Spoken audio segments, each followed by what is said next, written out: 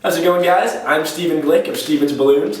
Today I'm going to teach you how to make the classic dog, sort of the quintessential balloon animal, but it's not too challenging to make. It's something that definitely, as a beginner, you should be comfortable starting with. So I have here a qualatex 260 balloon. Recall that means when it's fully inflated, it's going to be 2 inches wide and 60 inches long. So I'm going to blow that up, but I'm not going to blow it up all the way. I'm going to leave about, we'll say, 4 or 5 inches uninflated at the tail of the balloon. And I'm going to tie it off. So the reason I leave that uninflated portion at the end of the balloon is so that when I twist it, the air has somewhere to go. Essentially, when you're twisting a balloon, what you're doing is squeezing all the air out of some part of the balloon, and then it's going to have to go down the balloon into this uninflated area. So if I didn't have it there, what would happen is every time I twist it, I'd just be squeezing the balloon tighter and tighter, increasing the pressure until the balloon eventually popped, which we certainly do not want. So I'm going to start twisting at the knot end.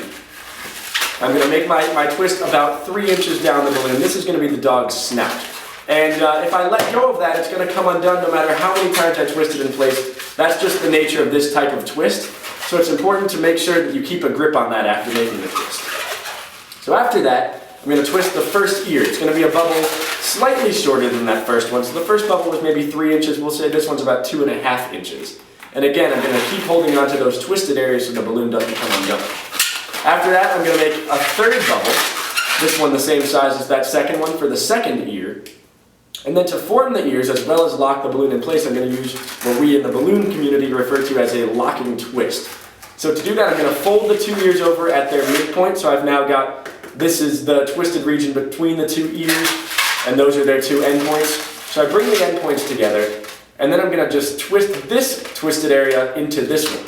So to do that, I'm going to squeeze the ears together, pull them up, and then just wrap around like that, locking it in place. So you can sort of see the dog starting to take shape. There's going to be his snout, those are going to be the 2 ears, and this pattern of sort of doing 3 bubbles and then locking the back 2 in place is the backbone of this dog. So it's going to be, our first one we did snout, ear, ear. We're going to do that exact same pattern for the dog's neck and the 2 front legs, and then for the dog's body and the 2 back legs, and the remainder of the balloon will be used as a tail.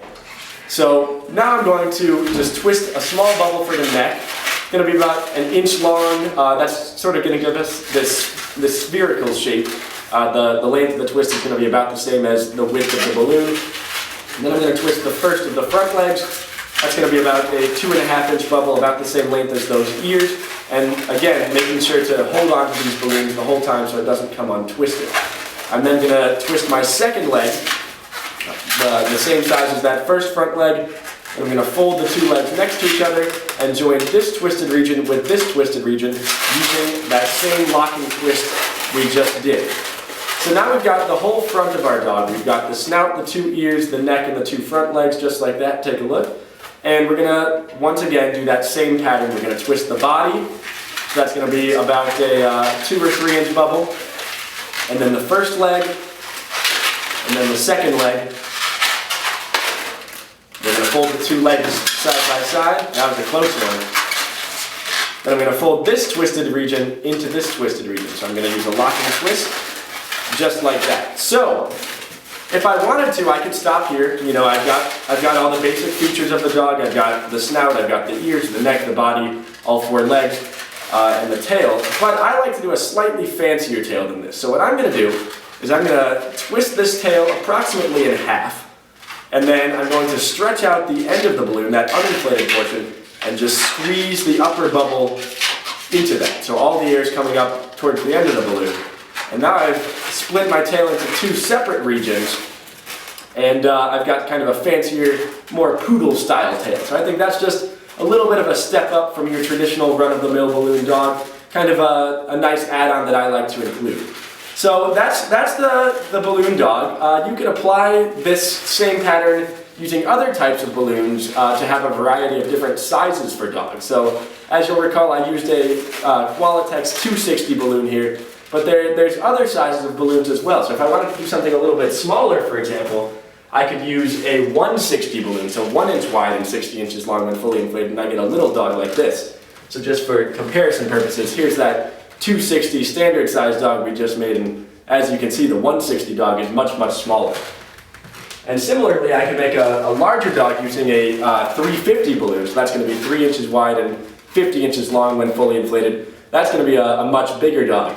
And if you want to get really big, you could use a 646 balloon, 6 inches wide and 46 inches long to make a big dog like this. Though this was not doable in one balloon because the 46-inch balloons are not long enough to do all the twisting. I had to use 3 646 balloons to make this guy. But just to give you a reference point of what these balloons look like uninflated, here's that 260 we used initially, and now I'm going to do a side-by-side comparison with the 160. Hopefully you can see the 160 over here is a little bit narrower than that 260 here. And similarly, the 350, so this one here is going to be a little bit wider than my 260.